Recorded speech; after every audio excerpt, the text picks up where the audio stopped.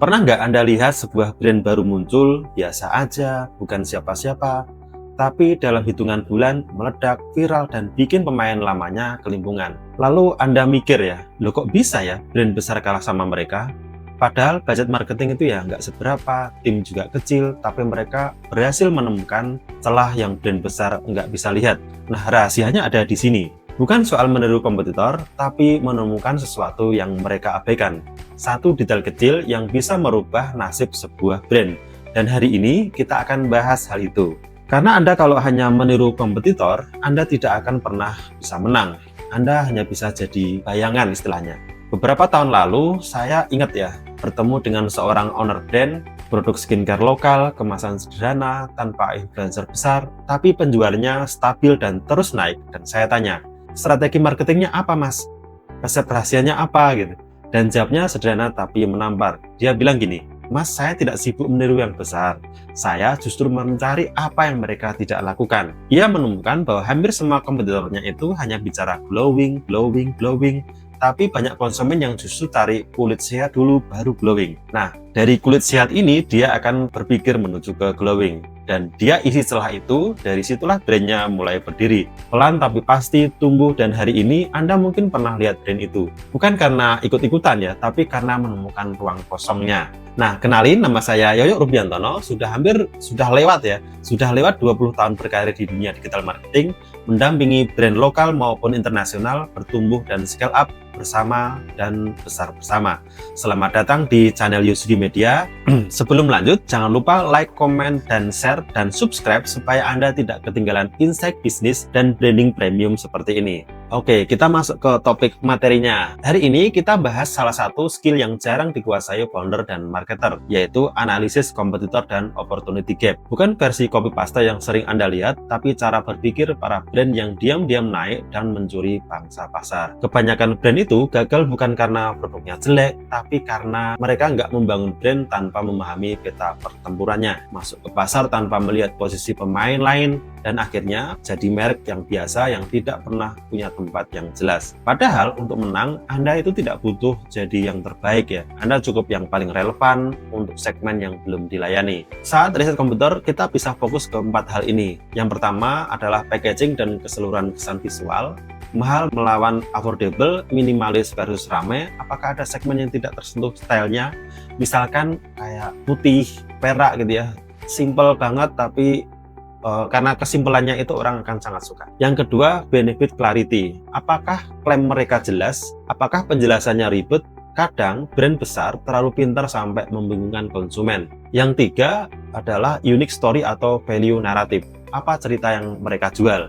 Siapa yang mereka buat merasa ini untuk saya? Jadi cerita ini sangat paling penting lah, karena dia dianggap sebagai ruhnya dari brand itu. Dianggap sebagai sesuatu yang mendrive emosional dari brand itu di tahap awal. Kalau semua bicara tentang cantik ya, misalkan kecantikan, atau mungkin Anda bicara kepercayaan diri. Kalau semua bicara rasa kopi, Anda bisa bicara energi, fokus, ritual pagi. Beda cerita, beda posisi. Kalau kopi, energi booster, kemudian bikin mood Anda bagus, nah itu beda cerita dan beda posisi. Yang keempat, trust signal atau garansi social proof komunitas. Mungkin ada peluang dengan garansi yang lebih berani. Misalkan, kalau Anda nggak cantik hari ini, skincare-nya bisa dikembaliin ya, mungkin jarang ya. Atau Anda nggak turun berat badan 2 minggu kemudian, Anda bisa kembalikan. Kembalikan gimana? Isinya udah habis. Atau mencari komunitas yang lebih hangat dan real ya. Bayangkan semua orang jual botol minuman stainless steel ya, tapi Anda lihat celahnya, ada pekerja yang sering lupa minum air. Anda tidak jual botol, Anda jual botol plus reminder hydration systemnya. Anda tidak ikut perang harga jadinya kan, karena berbeda dengan Aqua atau brand-brand lain. Karena Anda membuka jalur baru. Itu namanya opportunity gap thinking. Istilahnya keren-keren, tapi kita bahasanya kita mencari kesempatan di mana brand lain itu tidak melihat, karena semakin besar mereka itu nggak melihat hal-hal yang detail, yang kecil, di mana justru yang kecil itu kita bisa menangin. Kalau kita memenangkan pertempuran melawan brand-brand besar gitu ya, dengan angle-nya mereka gitu, minuman mineral gitu ya, atau skincare yang bisa bikin Anda glowing gitu ya, setengah mati lah. Tapi kalau skincare yang membuat suamimu jatuh hati karena makin lembab, makin disayang gitu ya, makin lembab, makin lembut, moisturizer, atau yang sifatnya lebih spesifik, maka Anda bisa memenangkan di kategori itu. Atau di segmen spesifik itu. Kalau nantinya pada akhirnya brand itu besar, ya dia biarkan besar dengan spesifik itu, terus kemudian secara natural dia akan bertumbuh menjadi brand yang bisa kemana-mana ya setelah memenangkan kategori tersebut. Nah, kalau Anda cuma melihat kompetitor untuk ditiru, Anda akan selalu berada di setengah langkah di belakang ya, karena namanya follower pasti akan ada di belakang ya, nggak ada follower yang di depan apalagi nyalip ya, belum tentu bisa. Tapi jika Anda melihat, teman-teman melihat kompetitor untuk menemukan apa yang hilang ya, missing link-nya ya, Anda menciptakan ruang baru. Dan di ruang itulah brand bisa bernafas, tumbuh, dan menang. Kayak misalkan kita pakai tool yang namanya TikTok Search Insight ya. Di situ kita akan ada opportunity gap atau keyword-keyword yang pencariannya gede, tapi nggak ada yang buat videonya ya. Sehingga keyword search insight itu kita bisa membuat sebuah video dengan topik itu, dengan judulnya itu, tapi karena tidak ada kompetitor sehingga kita bisa memenangkan di keyword tersebut. Saat riset kompetitor kita bisa tanyakan ini, apa yang mereka lakukan sangat baik, apa yang mereka lakukan tuh udah keren banget, pastinya kita nggak mungkin bisa ngelakuin ya. Misalkan mereka ngendorse beauty vlogger atau artis yang ternama gitu ya, kita baru lahir, nah pastinya kita nggak akan bisa memenangkan pertempuran itu kalau budgetnya kecil. Terus apa yang mereka lakukan itu buruk banget gitu ya, atau jelek banget, misalkan brandnya gede, kemudian kualitasnya bagus tapi customer service-nya jelek, nah atau service support-nya jelek, nah kita bisa pointing ke situ. Kemudian yang berikutnya, apa yang mereka abaikan, mereka ngapain apa sih gitu.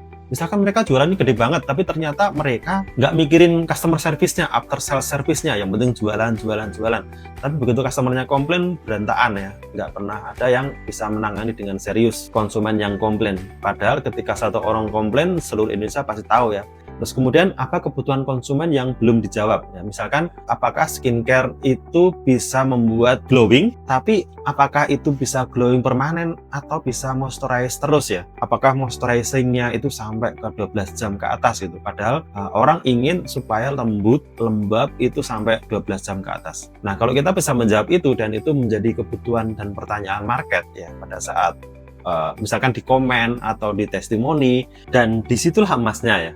Bukan data, bukan follower, tapi pemahaman manusia.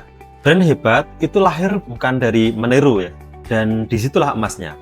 Bukan data, bukan follower, tapi pemahaman manusia. Nah, brand hebat itu lahir bukan dari meniru. Sepemahaman saya adalah mereka punya genuine idea, tapi dari melihat dunia lewat kacamata yang berbeda.